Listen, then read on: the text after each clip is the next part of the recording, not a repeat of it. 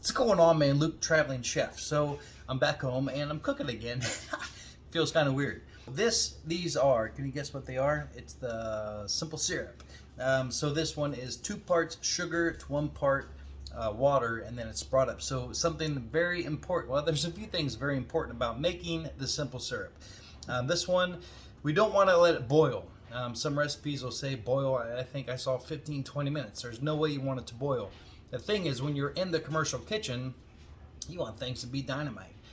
When you boil the simple syrup, it can start to crystallize, so it'll also kind of give a dull sheen to a finished product, or anything that it's in. It can affect. When you're making a simple syrup, you can go 1-to-1. So, like a cup of sugar and a cup of water. This one happens to be 2 quarts of sugar to 1 quart of water. And then you want to stir it immediately. Gravity is going to take the sugar down to the bottom where the heat is. What you don't want to happen is the sugar to caramelize. It'll give it kind of an off color. This one does have a yellow tinge, but I sort of think it's the jars, or maybe the sugar did caramelize just the very slightest bit.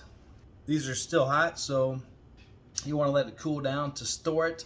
You want to make sure it's kept covered, and then we do want to keep it in the fridge. Not that it's going to be like super rancid, but it can mold on top, and of course nobody wants that. So to make the simple syrup, 2 parts sugar, 1 part water. This is going to be made to sweeten mango sorbet, so just the mango and the simple syrup and a little bit of lime juice, but that'll be it.